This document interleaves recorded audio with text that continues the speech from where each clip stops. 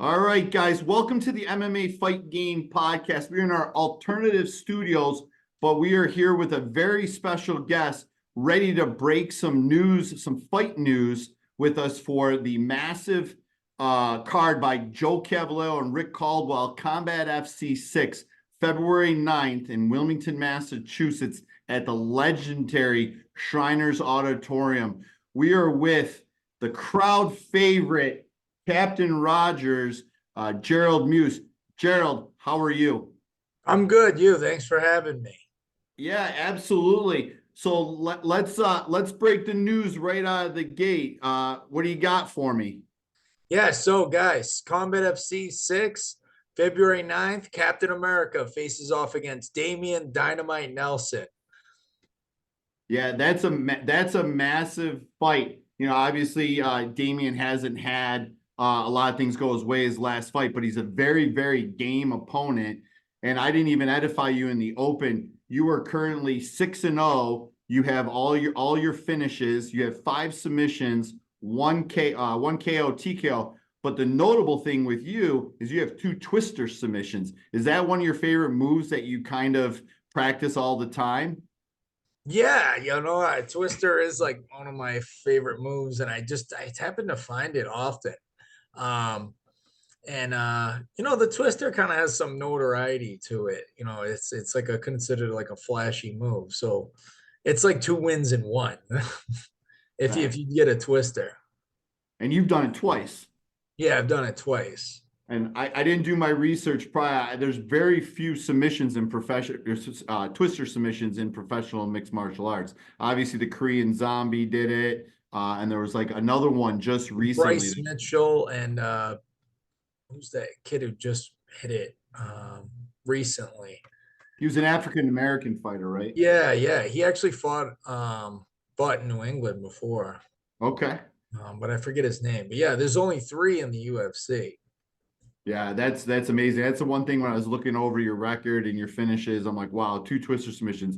Obviously, he's well versed in the ground game. Now, tell me, what is your expectations for February 9th at Combat FC 6? Obviously, this is your second appearance. We actually were at your first appearance at Combat FC 4 when you finished Paul Teague. You had an amazing walkout, which we'll get to. But what are your expectations for February 9th?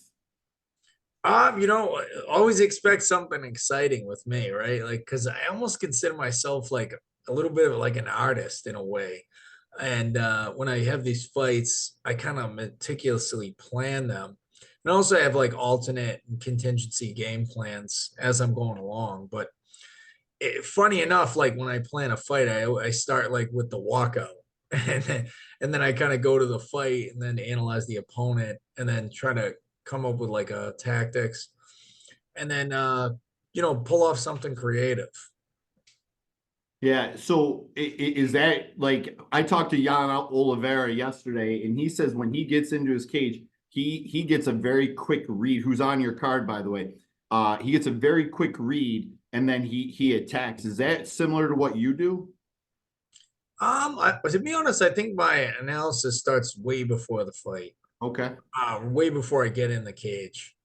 And yeah, because I feel like I'm a slow starter, even though I have like all finishes and I haven't really been into the second round very long. But I consider myself a slow starter. And you know, uh, when I fought Jake Hicksenbaugh, I wasn't really able to like prepare for the fight properly. And Oh, why is that? Why is that? I was just busy with work and like the military. I just wasn't able to train. Now, like by no means was I out of shape. I was still like training, or, like working out a lot, but I wasn't really doing MMA or jiu-jitsu or sparring. I kind of just I was 2-0 and he was 2-0 and I was like, all right, well, let's see how this goes. And but I changed up my strategy with I just kind of was like, you know what, I'm just gonna have to make this an ugly fight. And I just kind of came at Jake Hicksenbaugh aggressively, which if you watched all my other fights before, that was very unlike me. Whereas normally I'm a little too slow. So I like to, keep people guessing. Yeah, obviously, Jake Hicksenbaugh is a friend of ours from our area. as well. He has a massive fight coming up against another former opponent of yours, Aaron Hughes. Yeah. Obviously, they have some bad blood because Aaron Hughes did some illegal blows to the head, and Jake is hot about that. But that's real good. Let's talk about your walkout. What inspires you to have such an entertaining walkout? Obviously, I think her name is Avi Cavallero, Joe Cavallero's niece. Yeah. She loved it, and the whole crowd when I was at Combat FC4 absolutely loved your walkout. What's the inspiration behind that? You know what? A lot of the inspiration comes from I do like to dance. And I feel like the dancing kind of like is like my pre-fight warm-up, and it kind of gets me like loosened up, and it kind of makes me operate a little bit more gracefully, because a lot of MMA fighters, they're all like strong, tough athletes, and like when you put them in there in a cage and they go head to head, they kind of clash. And I know that that I'm gonna run into another guy who's really strong, and if I just try to clash with them, I'm going force to force. But whereas if I use like kind of grace and finesse, I can kind of get around that force and beat them in a way that almost seems like, how did he do that? How did he twist her arm, or how did he roll in the heel hook? And so that's kind of where the dance comes. And also, to be honest, the fights are entertaining. Like if somebody got in an accident on the highway, like two guys jump out and start to fight. Like when everybody's driving, they start like, "Oh, what's going on?" People want to see it. So fights are kind of entertaining.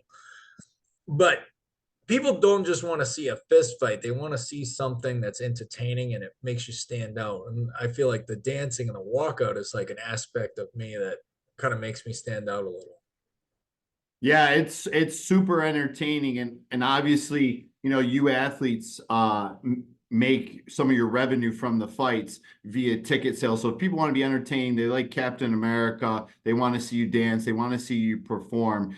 They can go to your Instagram, Captain Rogers. I think it's 617. Is that right? Yeah, Captain Rogers 617. On Instagram, they can DM you and they can say they can get tickets and you can get them the tickets and they can leave them at will call, right? Absolutely. If anybody's interested in coming to the fight, you can shoot me a message on Instagram, and to let me know how many tickets you want, and we can work it out through Venmo, and we can settle it that way. We can leave them at will call.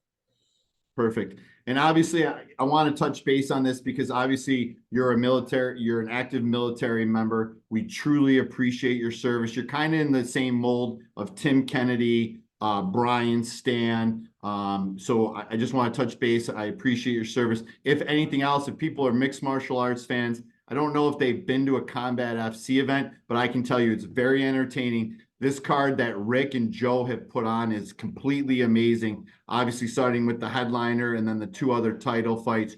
You, obviously, a crowd favorite. Definitely support you in that. And then obviously, we were talking offline. You were a Navy member. My girlfriend's son just graduated Navy boot camp. Met a rescue Navy swimmer in one of the taller buildings in Chicago. So obviously, I have a deep admiration, a deep respect for you guys who serve our country. So from everyone, thank you. Oh, thank you very much. It's an honor.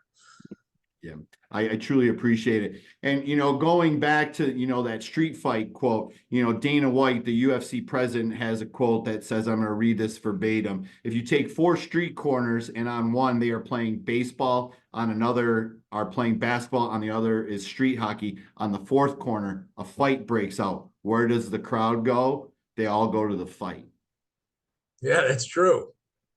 So you Um, good. People are entertained by fights, and if you look at like WWE, like that has a huge following in itself, and it's not an actual fight. It's like an entertaining choreographed wrestling match to a degree. And I mean those guys are athletes in their own respect, but it's not a real fight.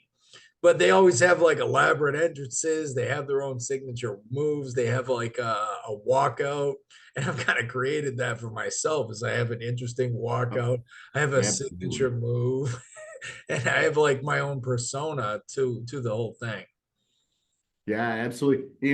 Everybody understands fighting and, quite honestly, everybody likes it. So, There's that as well. What got you into mixed martial arts? Oh yeah. Actually, like I've always been a martial arts fan from like the movies back in the day, but believe it Okay. or not, actually, my little brother years ago wanted to get into it. And so I kind of got into it to kind of encourage him to do it. And then after training for a little bit, they were like, "Oh, you should do a smoker fight." And like ended up doing a smoker, and I like ended up finishing the guy from like body shots. And they were like, "Oh, you should do another one." And then I did another one, and I ended up fighting like up. Like I weighed like 170, like my walking weight, and the guy was that I was fighting weighed like 190 something. And I guess it was because my opponent didn't show, and then that guy's opponent didn't show, so they just matched us. And I did well against that guy, considering he was much bigger than me. And then I started fighting amateur and did well. Now, what's a smoker? I'm not familiar with that term. Oh, so a smoker, I guess the term is like where it's kind of like a gym versus gym. Like a gym will host the Gotcha. smokers and they match Gotcha. people up. And it's basically like a hard sparring match. Like you have headgear, big gloves, and shin guards, but it's like Mhm. it's a hard sparring match. You're obviously not trying to kill the person, but Yeah. like you could make them take a knee and not answer the bell. Okay. Yeah, I understand that. So after a successful win on February 9th at Combat FC 6 against Damian Nelson, what's next? I think probably a regional title would make sense for next. I would say, because I've been fighting really actively, but you also, if you look at my all my fights, I usually fight for about a year and then I disappear for a couple of years. Yeah. So I think if I do anything, we got to make something happen quick. Yeah. And how young are you? I'm 105 years old, actually. Okay. Yeah. Okay. So my question to you is obviously I've heard rumors on the street that after this fight, you're fighting at 155. I've heard rumors that you might be going down to 145. Does the winner of the main event of Combat FC 6 between Nate Grebe and Don Chanis interest you? Yeah, that definitely interests me. However, I would say to be honest, to be fair to those guys, I feel like whoever wins that fight would get to go back to the would get to go to the UFC. You know, but so it would definitely make sense for me to fight that person, but I feel like they would deservingly should go back to get a shot to the UFC, especially that kid Nate Kareem, because um he hasn't even fought in the UFC. I know Don Chanis had a couple fights and didn't get a win, but didn't look like he didn't belong there either. Cor- Um, Correct. and so maybe depending on how the fight went, I guess that would make sense. Like maybe if it was a close decision, then it would make sense. Maybe then I would fight for the title. But yeah, we could definitely do that. So obviously, at Combat FC 4, when you fought Paul Teague, Nate actually fought your junior. So obviously he's the 155-pound title holder. And if he wins against Don Chanis, he's the 145. So there might be some vacancies. So if there's a vacancy, is there any preference between which belt you fight for? And do you have any opponents potentially in mind? Obviously, not looking past and disrespecting Damian Nelson. Yeah, I'm not looking past the current opponent. Yeah. And I think if it was for the title, I think 145 makes sense because they think I'll be more competitive at 145 because 170, I know a lot of people think I'm like a big 155er, but I'm not that big. I don't really cut a ton of weight. Yeah. And even just this past year, I like figured out little things about the weight cutting because the last Okay. fight I fought with Aaron Hughes, I made 155 like easy. And like the week of the fight, I was like eating a ton and eating chocolate and stuff. So I've kind of figured out how to do it to where they're like, you should go down to 45. And so, here I am.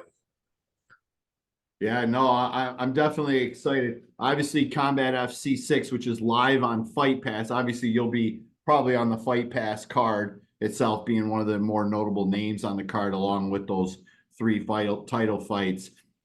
is happening at Shriners Auditorium. Before I let you go, is there anybody that you want to thank, family, especially your sponsors, who I know the sponsors at the regional level are huge to getting you to that next level?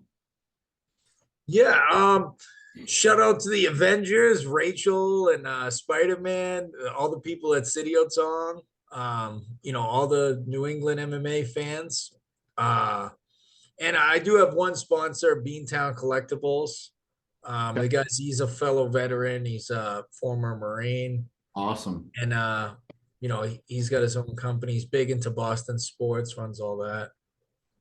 Yeah, no, that's great. Now, is you train at City Young? Is Mark Delagrade your head coach, or is he kind of stepped away? Oh yeah, Crew Mark's still around. Yeah, he's still my head coach. Okay. Yeah, he's still around. Yeah, He's like on the down low. yeah, he's a goat. I remember having some interactions with him way back in 2011 at UFC 128 when a certain goat had his first UFC title shot, jonjones, and I spent some time with him. And you're definitely in good hands. Crew Mark is definitely a OG as well. But Gerald, first and foremost, I truly appreciate your service to our country. Number one. Number two, I'm looking forward to seeing you fight and have that entrance again on February 9th at Joe Cavallero and Rick Caldwell's Combat FC 6. I truly appreciate time. Just sit tight, okay?